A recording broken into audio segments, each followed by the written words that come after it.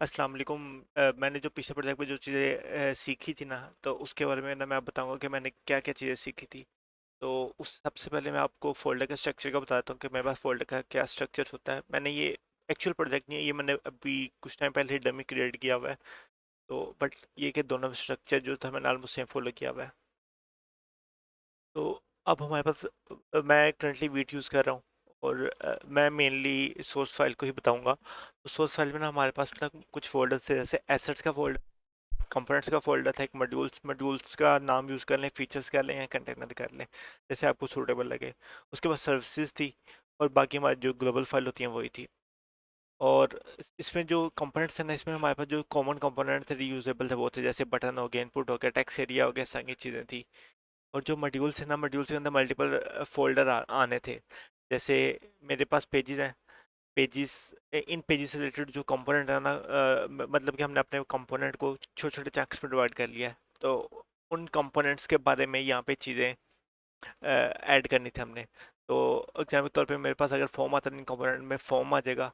अगर कोई स्पेसिफिक मैंने कार्ड बनाया हुआ है तो वो कार्ड से रिलेटेड इस कंपोनेंट में चीज़ आ जाएगी। उसके बाद हमारे पास जो पेजेस है ना, पेजेस बेसिकली एक रोड एक पेज है। जैसे मैं फॉर्म को किसी रोड पे शो कराना चाहता हूँ तो वो मेरे लिए एक पेज होगा, पोकेमोन को मैंने शो कराना तो ये मेरे लिए एक पेज होगा।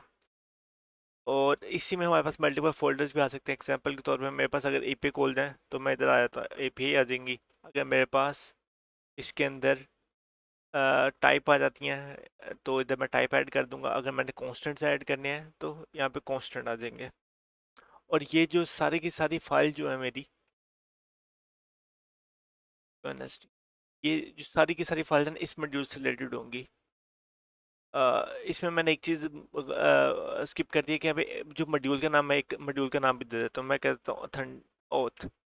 अब ये ओथ, ये जो सारी की सारी फाइल्स है ना मेरी, सारी की सारी मेरी आ जाएंगी ओथ के अंदर।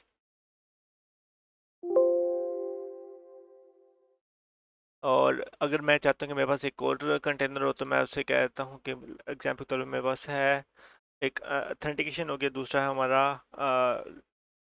पोकेमोन, जिसमें मैं पोकेमोन के लिस्टिंग वगैरह या उनकी क्रेडिट वगैरह वो चीज़ें होंगी। तो वो मैं सारे का सारा कुछ इसमें ऐड कर सकता हूँ। तो हम ये वाला मैंने फोल्डर स्ट्रक्चर हम फॉलो कर रहे थे। तो इसमें मुझे ये बेनिफिट होता था कि इसमें हम जो चीज़ जिस कंपोनेंट में चाहिए हम उसी के लेवल पे रखते थे। तो अक्रॉस द मल्टीपल कंपोनेंट्स या मल्टीपल पेजेस जो है ना, वो सेम ही हायरार्की में पड़े होते थे, तो उनके लिए इजी हो जाता था। तो अगर इसमें मैं इवन के हुक्स वाला फोल्डर भी ऐड कर सकता हूँ। और समटाइम होता है कि हमारी कुछ हुक्स होती हैं ग्लोबल होती हैं, तो हम उनको अपने सोर्स वाले फोल्डर में ऐड कर सकते हैं। तो ये हमारा फोल्डर स्ट्रक्चर था। और उसके बाद जो नेक्स्ट चीज़ मैंने सीखी इस प्रोजेक्ट में, वो सीखी थी मैंने राउटिंग। तो आपने अमूमन देखा होगा कि हम राउटिंग यूज़ कर रहे होते हैं, राउट्स वगैरह। और इस पैकेज का जो नाम था हमारे पास है रिएक्ट राउटर और रिएक्ट राउटर डॉम। और हमारे पास जो अमूमन स्ट्रक्चर आता था ना राउटिंग का, वो हमारे पास आता था। अगर मैं इस फाइल में जाता हूँ तो इस तरह होता था राउट्स। इसके अंदर हमारे पास मल्टीपल राउट आ रहे होते थे। तो हम मैंने इस दफ़ा इसको अवॉइड करके मैंने एक न्यू मेथड फॉलो किया। वो मेथड ये था कि ये मेरे पास एक राउट प्रोवाइडर है और जो कि राउट लेता है। और इस राउट में हमारे पास एक हुक है, क्रिएट ब्राउज़र राउटर। ये हमें एक काइंड ऑफ अरे रिटर्न करी होती है। ये जो हमारे पास पूरे राउट्स का स्ट्रक्चर बनता है, इनकी अरे रिटर्न करी होती है। तो इसमें होता ये है कि हमारे पास सबसे पहले लगा लें कि ये मेरे पास ये अरे ऑफ ऑब्जेक्ट ले रहा है। तो इसमें जो पहला अरे का पहला जो इंडेक्स है ना, उसमें लगा लें कि मैंने राउट, जो रूट मेरा कंप वो है राउट है ना, उसको मैंने ऐड करना है, पेरेंट राउट कह लें। तो उसका मैं सबसे पहले पाथ दूंगा। देन मेरे पास एलिमेंट आ जाएगा कि उस पर मैंने एलिमेंट कौन सा शो कराना है। और देन उसके अंदर अगर मल्टीपल चिल्ड्रंस है तो वो चिल्ड्रंस आ जाएंगे। इवन कि मैं कुछ एरर बाउंड्रीज हैंडल करना चाहता हूँ तो मैं उसके लिए एरर एलिमेंट भी ऐड कर सकता हूँ। तो मैं इसका H1 करके एरर कह देता हूँ। तो इस तरह हम इस पे एरर बाउंड्रीज भी ऐड कर सकते हैं। अच्छा, अब ना होता ये है कि हमारा जो राउटिंग का स्ट्रक्चर होता है वो होता है जैसे मेरे पास ये यहाँ पे इनिशियली स्लैश है, देन मेरे पास आ जाता है पोकेमोन। अभी के लिए जो स्लैश है ये पेरेंट है और ये उसका चाइल्ड है, तो मैंने इसमें पेरेंट और चाइल्ड का स्ट्रक्चर बिल्ड कर दिया था। तो इसका बेनिफिट ये हुआ कि जो मेरे पास इसकी लेआउट थी ना ये ऐप में, वही लेआउट मैंने अक्रॉस द चिल्ड्रंस यूज़ कर ली। तो इसका बेनिफिट होता है हमें काइंड ऑफ डैशबोर्ड्स वगैरह पे, या कुछ ऐसी जगह पे जहाँ पे हमारा जो हेडर्स या फुटर्स वगैरह होते हैं या साइड बार सेम होते हैं। तो अब मैंने इसके अंदर दो चिल्ड्रन रेंडर किए हुए हैं, और जिसमें एक का पाथ था मेरा पोकेमोन, दूसरे का था फॉर्म। अब इसको हमने अपने ऐप में शो किस तरह कराया, तो ये मैंने एक काइंड ऑफ बेसिक सा स्ट्रक्चर बनाया हुआ है जो कि काइंड ऑफ कह लें हेडर है। तो अब हमारे पास इसमें एक चीज़ आती है आउटलेट। आउटलेट में जो भी चिल्ड्रन होगा ना वो आउटलेट में आ जाएगा। तो एग्जांपल के तौर पे मैं अगर फ्रंट एंड पे जाता हूँ ब्राउज़र पे, यहाँ पे मैं पोकेमोन के राउट पे हिट करता हूँ, तो मेरे पास ये मेरा पेरेंट है, और ये उसके अंदर जो चिल्ड्रन मैंने रेंडर किए मैंने वो है, ये आउटलेट के थ्रू आ रहे हैं। तो ये मेरे लिए काफ़ी इंटरेस्टिंग सा एक कंसेप्ट था।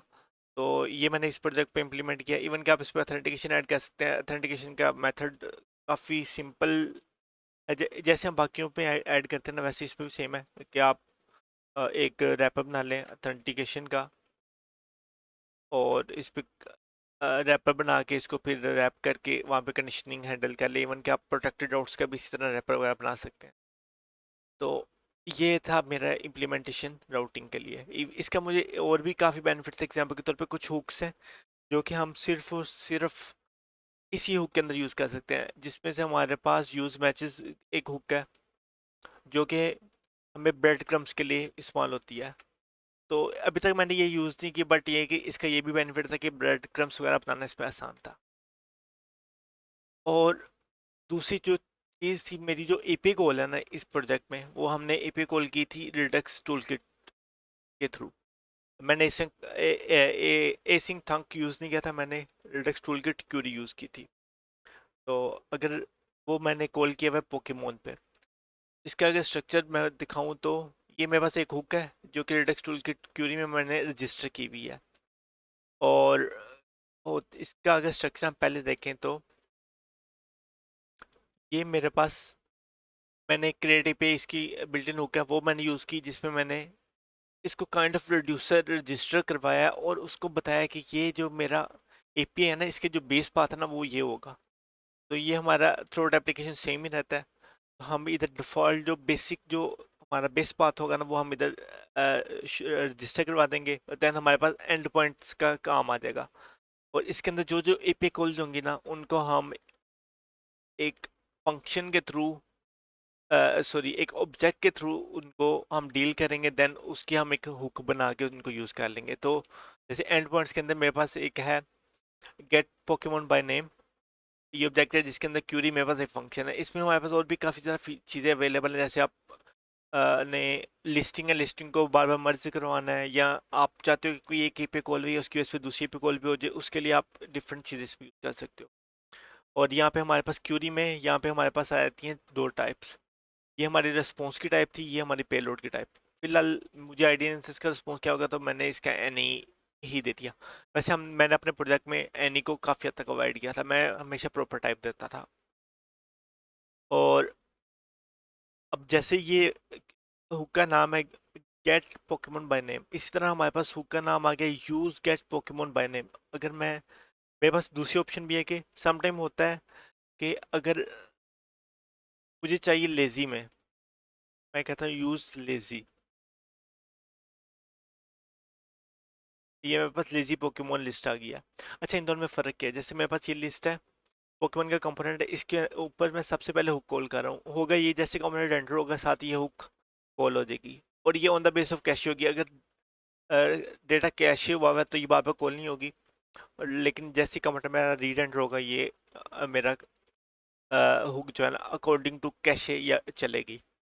तो अगर मैं चाहता हूँ कि किसी अफेक्ट में मैं इसको कॉल करूँ, लाइक बटन क्लिक पे, या मैं यूज फैक्ट के अंदर कॉल करूँ, देन मेरे पास ऑप्शन है कि मैं use lazy get query get list query use कर लूँ। इसको यूज़ करने का मेथड सिंपल ही है, मैं करता हूँ मैं करता हूँ कि मैं एक वेरिएबल बना लेता हूँ, इसका ये डेजी, ये हमें एक अरे रिटर्न कर दिया। अरे के पहले इंडेक्स हमारा फंक्शन का नाम होता है, दूसरा हमारा सेम ऊपर वाला स्ट्रक्चर है डेटा लोडिंग। तो मैं इसको फिलहाल यूज़ नहीं कर रहा, और ये मेरा फंक्शन आ गया। फंक्शन पहले इंडेक्स पे पड़ा हुआ है, तो यूज़ के अंदर मैं इसको कॉल कर लूँगा।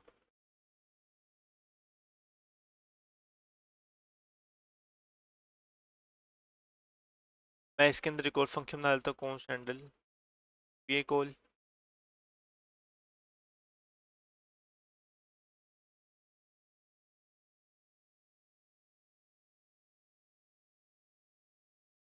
ये हमें प्रोमिस रिटर्न करेगा, तो हम इसको एसिंग कर देते हैं और साथ अवेट एफएन। अच्छा, अभी ये जो फंक्शन है ये मुझे कोई भी एरर वगैरह कुछ भी थ्रो नहीं करेगा। एरर कैच करने के लिए मुझे ऑब्जेक्ट से वैल्यू निकालनी पड़ेंगी एरर की। तो मैं चाहता हूँ कि जैसे ही पे कॉल हो और ऑन वहीं पे मुझे एरर मिल जाए, तो उसके लिए मैं यूज़ कर लूँगा अनरैप। इसको अनरैप कर दे और जो मेरे पास स्ट्रक्चर है ना, वो मेरे पास स्ट्रक्चर आ जाए। तो इस तरह मैं एरर कैच करता हूँ। उसके लिए मैं अमूमन ट्राई कैच चूज़ कर रहा होता हूँ।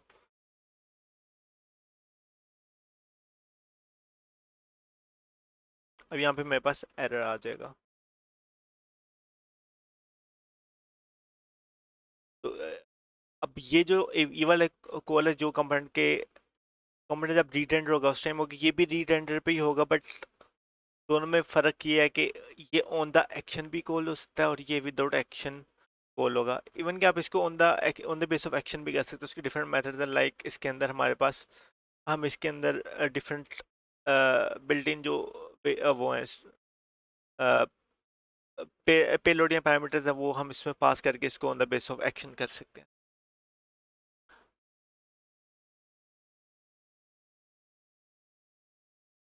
के बाद रिडक्स टूल की क्यूरी के बाद हमने जो मैंने अगली जो नेक्स्ट चीज़ सीखी थी, वो सीखी थी कि हमारे पास जेनेरिक टाइप्स होती हैं। जेनेरिक टाइप्स कैसे बना सकते हैं? एग्जांपल के तौर पे मेरे पास अगर एक स्टेट वेरिएबल है, मैं कहता हूँ काउंटर सेट काउंटर।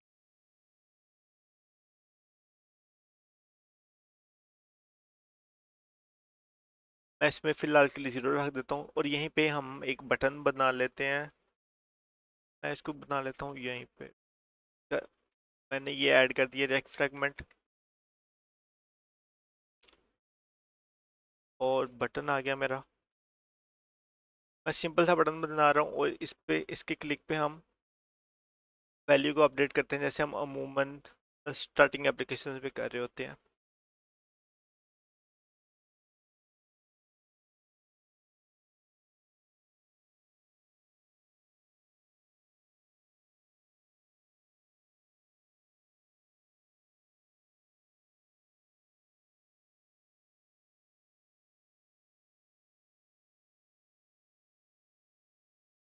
ये मेरा बटन है, और ये मैं इसके इंक्रीमेंट पे इसको कॉल कर रहा हूँ। आई गेस बटन की स्पेलिंग गलत हो गया मेरे, है तो सही। अच्छा, अब इसमें तो मुझे जेनेरिक टाइप का कुछ भी नज़र नहीं आया, तो मैं एक काम करता हूँ, इसको देता हूँ वैसे टाइप। इसको यूज को टाइप देने का सिंपल सा मेथड है कि इसके जो राउंड ब्रैकेट से पहले आप एंगल ब्रैकेट लगा के जो भी इसको टाइप देनी है वो देते हैं। अगर आपके पास रे ऑफ ऑब्जेक्ट है या सिंपल ऑब्जेक्ट है, तो उसके केस में हम कर लेते हैं एग्जाम्पल तौर पे ओबीजे,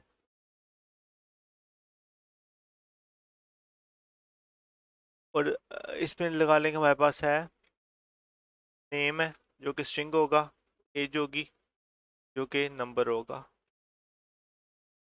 तो ऑब्जेक्ट के लिए हम अमूमन डिफ़ॉल्ट वैल्यू नल यूज़ कर रहे होते हैं, लेकिन अभी के केस में मुझे वो कहेगा कि ऑब्जेक्ट जो है ना, null is not assignable to this. तो इसके लिए ना मैं एक काम करता हूँ, मैं ना एक जेनेरिक टाइप बना लेता हूँ। टाइप मैं इधर ही बना लेता हूँ। तो मैं करता ये हूँ कि एक टाइप बनाता हूँ जो कि है मेरी may be null. May be null में मैं इसको टाइप पास करता हूँ, और कह देता हूँ कि नल होगा, या फिर कोई वैल्यू आ जाएगी।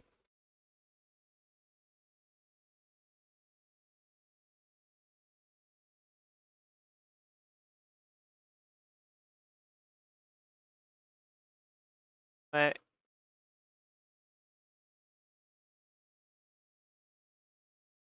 अभी अभी इसमें नल होगा, नल भी आ सकता है यहाँ पे, इस पे कोई प्रॉपर वैल्यू भी आ सकती है। तो इस तरह ये मैंने एक बेसिक से जनरल टाइप बनाई है। तो समटाइम होता है कि जैसे बटन लगाने के मेरे पास कॉमन कंपोनेंट है, मैं इसके लिए एक सेपरेट कंपोनेंट बना लेता हूँ, कॉमन। मैं कहता हूँ इसको counter, counter dot T S x.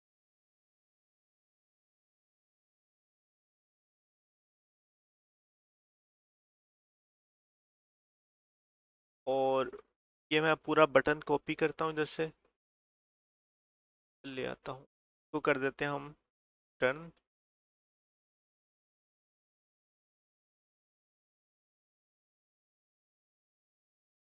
और ये जो वैल्यूज है, स्टेट और हमारा जो सेट स्टेटस को हम प्रोप से ले लेते हैं, और इनको मैंने कोई अब टाइप देनी है। तो मैं पहले काउंटर को देता हूँ, क्योंकि काउंटर को टाइप देना ज़रा आसान है। ये हमारे पास नंबर होगा। और जो दूसरा है सेट काउंटर, ये बेसिकली हमारे पास एक डॉट पैच,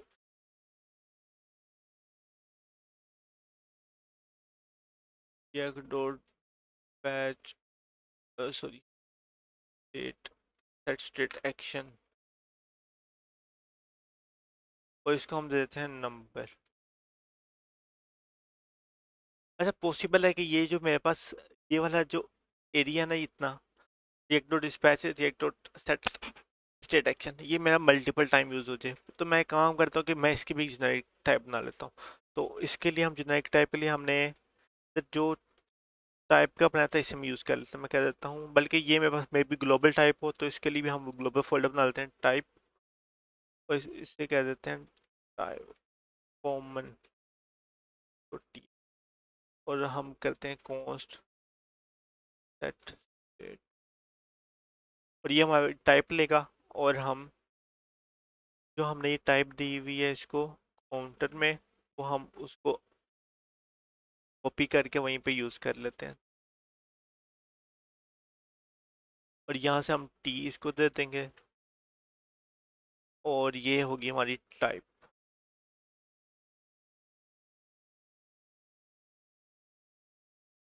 अब मैं इंस्टेड ऑफ ये लंबा सारा मेथड लिखूं बार बार, तो मैं इसी कॉमन टाइप को यूज़ कर लूँगा। और और अभी के लिए हमें एक और टाइप चाहिए होगी, जो कि टाइप है हमारी ये वाली। तो हम एक काम करते हैं, इसको भी हम, सॉरी, मुझे चाहिए होगा नंबर। तो इसको हम पास कर देते हैं नंबर, और इसको हमने कर लिया इंपोर्ट। आई गेस मैंने इसको एक्सपोर्ट करना भूल गया था, मैं इसको एक्सपोर्ट कर देता हूँ। तो कर दिया हमने इंपोर्ट। ये हमारी बन गई जेनेरिक टाइप, और हम इसको कर लेते हैं, इसको भी एक्सपोर्ट कर लेते हैं। और फिर वापस आते हैं।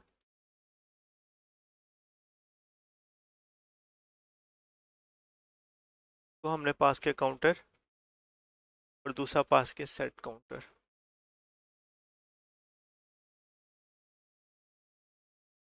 और हमारा वो रेडी है काउंटर। अच्छा, इस जेनेरिक टाइप के बाद मैंने जो नेक्स्ट चीज इस प्रोजेक्ट में सीखी थी, वो सीखी थी रिडक्स टूल की, sorry, react form hook. React form hook one of the my favourite libraries में से एक है। मैं अगर फॉर्मल एरिया में जाता हूँ, तो अभी के लिए मैंने सिंपल दो ही फील्ड रखी हुई है।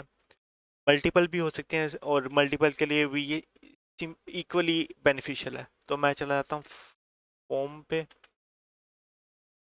अच्छा, इसका मैं स्ट्रक्चर बता देता हूँ कि मेरे पास ये एक कंपोनेंट है जो कि मैंने टेलविंड का ही कॉपी किया हुआ है। तो इसके अंदर ये हमारी हुक है, इसका हम बाद में देखते हैं। और ये हमारा हैंडल सबमिट मेथड है। इसके अंदर हमने एक फॉर्म बनाया हुआ है, जिसके अंदर हमारी दो फील्ड हैं। एक इनपुट फील्ड में ईमेल ले रहे हैं, और दूसरे में हम पासवर्ड ले रहे हैं। तो अब ये जो है यूज फॉर्म, ये हमारी बेसिकली आ रही है रिएक्ट फॉर्म हुक से। और इसके हम यूज फॉर्म को हम टाइप दे रहे हैं, और और ये हमें एक ऑब्जेक्ट रिटर्न करता है जिसके अंदर हमारे पास मल्टीपल चीज़ें अवेलेबल है, जैसे कंट्रोल है, हैंडल सबमिट है, रीसेट है, मैं गेट वैल्यूज को ले सकता हूँ, क्लियर एरर्स ले सकता हूँ, काफ़ी इसमें इस सब्जेक्ट में हमारे पास अवेलेबल चीज़ें। तो करंटली मैं ये तीन यूज़ कर रहा हूँ, कंट्रोल, हैंडल सबमिट और रीसेट। सबसे पहले आते हैं कंट्रोल पे। कंट्रोल बेसिकली एक तरह का जैसे स्टेयरिंग होता है ना कंट्रोल के लिए, वैसे ये चीज़ है। तो जैसे मेरे पास एक रिएक्ट फोमो का अपना कंपोनेंट है कंट्रोलर, इसको हम बता रहे हैं कि ये कंट्रोल किस फॉर्म का है। तो जैसे ये कंट्रोल मैं इसको पास कर रहा हूँ इस फॉर्म का, तो ये जो कंट्रोल है ये वाली फील्ड जो है इस फॉर्म से अटैच हो जाएगी। अगर मेरा कोई और फॉर्म होगा, एग्जाम्पल के तौर पे मैं इसी को कॉपी करके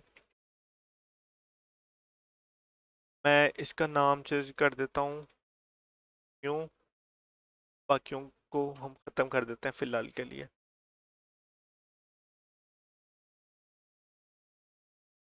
अभी वाला कंट्रोल जो है इस न्यू कंट्रोल से अटैच हो चुका है, और ये वाला कंट्रोल इस न्यू से अटैच हो चुका है। जो दूसरा कंट्रोल है जो हमारे प्रीवियस जो हमने फॉर्म बनाया हुआ था उसी से अटैच है। तो आप इसमें मल्टीपल यूज फॉर्म हुक भी यूज कर सकते हैं।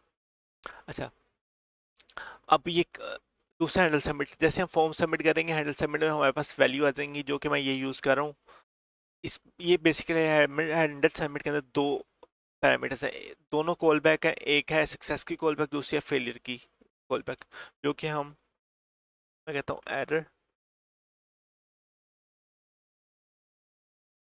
समटाइम होता है कि हमें एरर की बेस पे कुछ अलर्ट वगैरह शो करना होता है, तो हम उसके लिए ये एरर वाली कॉल बैक यूज़ कर सकते हैं, और सक्सेस के केस में हम ई पे कॉल कर सकते हैं। और उसके बाद रीसेट का हम देखते हैं। अच्छा, इस use form, basically use form में मल्टीपल वैल्यूज़ आती हैं। जैसे हमारे पास डिफ़ॉल्ट वैल्यू है जिसमें हम इसको इनिशियल वैल्यू देते हैं कि अगर उसमें फॉर्म में कोई वैल्यू ना हो तो ये वाली वैल्यू शो हो। तो जिसके लिए मैंने ऊपर डिफ़ॉल्ट वैल्यू बनाई हुई है ईमेल और पासवर्ड, और इसमें भी मैंने एक जिसको टाइप दी हुई है, और टाइप में मैंने ईमेल और पासवर्ड रखा हुआ है। और इसके अंदर और भी आप चीज़ें ऐड कर सकते हो, जैसे आपने वैलिडेशन ऐड करनी है तो उसके लिए आप रिजॉल्वर होगा इसका, रिजॉल्वर यूज़ कर सकते हो। करंटली मैं वैलिडेशन नहीं यूज़ कर रहा, तो हम वैलिडेशन के बगैर इसको डील कर रहे होंगे। ओके, तो अब मेरा ये कंट्रोलर है, इस कंट्रोलर में हम बेसिकली इसको कंट्रोल देते हैं, और उस कंट्रोल में जो हमारे पास हमने डिफ़ॉल्ट वैल्यूज़ या टाइप में जो कीज़ रखी हुई है ना, वो कीज़ का नाम दे देंगे। अगर मैं टाइपस्क्रिप्ट यूज़ कर रहा हूँ, टाइपस्क्रिप्ट का सबसे बड़ा बेनिफिट ये है कि मुझे ये सजेशन दे रहा है, तो ये उस कंट्रोल के अकॉर्डिंग हमें नेम सजेस्ट कर देता है और हम वो यूज़ कर लेंगे। और देन हम इसके बाद ना एक मेथड रेंडर का, रेंडर बेसिकली इसके अंदर हमारे पास आती है फील्ड और फील्ड स्टेट। फील्ड में से मैंने निकाल दिया ऑन चेंज और वैल्यू, क्योंकि मैं कॉमनली यही यूज़ करता हूँ। अगर मैं चाहता हूँ कि मुझे एरर वगैरह आ जाए, तो एरर के लिए हम, हमारे पास आ जाता है फील्ड फॉर्म स्टेट, ये पूरे फॉर्म की वैल्यूज़ देगा। और अगर मैं फील्ड स्टेट चाहता हूँ तो मेरे पास करंट फील्ड की वैल्यू आए, या एरर या उसका जो भी एक्शन उस पर परफॉर्म हुआ है तो उसके अकॉर्डिंग मेरे पास रिस्पॉन्स है, तो मैं वो यूज़ कर सकता हूँ। जैसे एरर आ गया या इस डर्टी है या इस टच है, तो ये मैं काफ़ी कॉमनली यूज़ करता हूँ एरर हैंडलिंग के लिए। अच्छा, अब ये देखेंगे ऑन चेंज में मैं इसको डायरेक्ट ऑन चेंज पास कर रहा हूँ, मैंने कुछ भी इसको कॉल बैक वगैरह पास नहीं कर रहा। तो बेसिकली ये खुद एक कॉल बैक है, और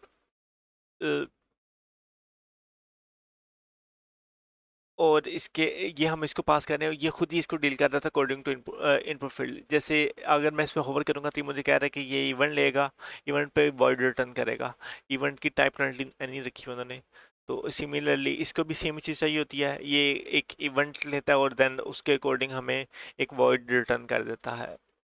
तो ये खुद ब खुद ये ऑन चेंज जो है, ये जो रिएक्ट फॉर्म का ऑन चेंज खुद ब खुद इसको डील करेगा, देन उसी ऑन चेंज की बेस पे हमें ये वैल्यू रिटर्न कर देगा। सिमिलरली पासवर्ड के केस में भी सेम चीज़ करेगा, ऑन चेंज वैल्यू।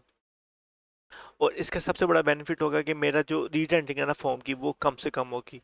एग्जाम्पल के तौर पर अगर मैं इस फॉर्म की वैल्यू को चेंज करता हूँ तो ये सिर्फ ये वाली वैल्यू चेंज हो रही होगी। अगर मैं इसको चेंज करता हूँ यही रीडेंडर हो रहा होगा, इसकी वजह से कुछ और रीडेंडर नहीं हो रहा होगा। तो इसका ये बेनिफिट है कि ये हमारी रीडेंडर को बहुत मिनिमाइज कर देता है। उसके बाद मेरे पास सबमिट का बटन है और मैंने कॉमन कंपोनेंट बनाया हुआ है और ये बेसिकली इसकी टाइप में सबमिट रखी हुई है और जिसकी बेस पे हमारा फॉर्म का सबमिट चलेगा और देन उसकी बेस पे हम उस हैंडल सबमिट से हम रिजल्ट निकाल लेंगे। तो अगर मैं इधर रखता हूँ gmail.com, ये पासवर्ड है और ये मेरा आ गया ईमेल, आ गया पासवर्ड आ गया और इसी को हम एपीआई कॉल में यूज़ कर सकते हैं। अच्छा, उसके बाद है मेरे पास रीसेट, साथ ही मेरे पास दूसरा बटन है क्लियर का। क्लियर में मैंने उसको रीसेट पास किया हुआ है कॉल बैक के फॉर्म में और जैसे मैं इस पर क्लिक करूँगा ये फॉर्म को क्लियर कर देगा, रीसेट कर देगा। तो इसका ये बेनिफिट है कि आपने रीसेट करना है या इसको कोई वैल्यू साइन करनी है, आप उसके लिए भी यूज़ कर सकते हैं। अच्छा, अब आते हैं असल चीज़ पे, जो मैंने सबसे मेन जो इस प्रोजेक्ट में सीखी थी ना, जो कि मेरे लिए काफ़ी हद तक वर्थ इट थी, वो थी कि मेरे पास सबमिट का बटन है जो कि मैंने कॉमन बनाया हुआ है। इवन कि ये हर चीज़ के लिए काम कर सकता है। मेरे पास एक न्यू यूज़ केस भी था कि मैंने इस बटन को डिसेबल रखना है जब तक इसमें सारी फॉर्म की वैल्यूज फिल ना हो जाए। तो उस केस के लिए मैंने किया ये कि मेरा ये सबमिट का बटन है जो कि मेरे पास दो प्रॉप्स ले रहा है, कंट्रोलर फील्ड्स। और कंट्रोल बेसिकली मेरा फॉर्म का कंट्रोल होगा, फील्ड जो उसमें मैंने जो जो फील्ड्स के नाम जो रजिस्टर कराए हैं वो नेम होंगे। और जिसमें अच्छा ये हमारे पास यूज वॉच हुक है, ये हुक है हमारे पास जैक फॉर्म हुक की। मैं आप में से काफ़ियों को जैक फॉर्म हुक का पता होगा। आपने ये सोचे होंगे कि मैं यूज वॉच ही क्यों यूज़ कर रहा हूँ, मैं वॉच भी तो यूज़ कर सकता हूँ। अच्छा, यूज वॉच का बेनिफिट ये होता है कि जैसे मैंने कॉमन कंपोनेंट बना लिया उसके अंदर यूज वॉच को यूज़ कर रहा हूँ, तो इस केस में मेरा सिर्फ ये बटन रीड होगा और जो फील्ड की वैल्यू मैं चेंज कर रहा हूँ। इसके अलावा मेरा ये ना ही पासवर्ड रीड होगा, ना ही साइन अप रीड होगा, ना ही कुछ और भी रीड, कुछ भी रीड नहीं होगा। ये फील्ड रीड होगी और ये बटन, इस केस में सिर्फ ये फील्ड रीड होगी और ये बटन रीड हो रहा होगा। अगर मैं वॉच यूज़ करता हूँ, वॉच के केस में मेरा पूरा का पूरा कंपोनेंट रीड होगा, जो कि काफ़ी मुझे अनोइंग लगता है। अब ये यूज़ वॉच हमें अरे रिटर्न करता है। अरे की बेस पे मैंने एवरी का मेथड लगा के चेक किया कि बटन डिसेबल हुआ या नहीं और उसकी बेस पे मैं बटन को डिसेबल कर दिया। अच्छा, अब आप सबसे मज़े की चीज़ ये थी कि हम फॉर्म में टाइप्स को भी पास कर सकते हैं। सॉरी, फॉर्म क्या ना कंपोनेंट में हम टाइप्स को भी पास कर सकते हैं। तो वो किस तरह, जैसे ये मेरा कंपोनेंट है, इसमें मैंने ये जो चीज़ है ये मैं एज ए टाइप पास कर रहा हूँ, ये जेनेरिक टाइप को मैं पास कर रहा हूँ। तो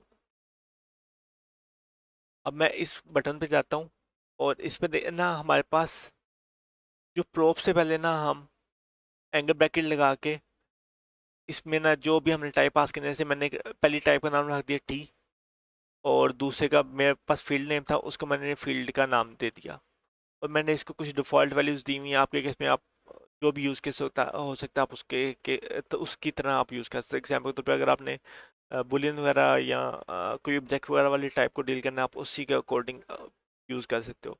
बट मेरे केस में वो रिएक्ट फॉर्म हुक से डीलिंग थी तो मैं उसी को यूज़ किया। अब ये जो मेरे पास कंट्रोल की टाइप है या फिर ये फील्ड की टाइप है, मैं इनको कंपोनेंट में जो मेरे प्रोप्स टाइप है उनमें मैं यूज़ कर सकता हूँ। का मुझे काफ़ी मेरे लिए काफ़ी ये अच्छी लर्निंग थी कि मुझे बार बार एक्स्ट्रा टाइप्स भी बनानी पड़ेंगी और मैं एक ही टाइप्स को बार बार यूज़ कर सकता हूँ। और ये मैंने एक न्यू चीज़ सीखी थी इस प्रोजेक्ट पे। और उसके बाद ये मेरी टोटल लर्निंग थी। तो ये मैंने लर्निंग आपके साथ शेयर कर दिया, उम्मीद है कि मे बी आपके लिए ये थोड़ी बहुत हेल्पफुल हो। तो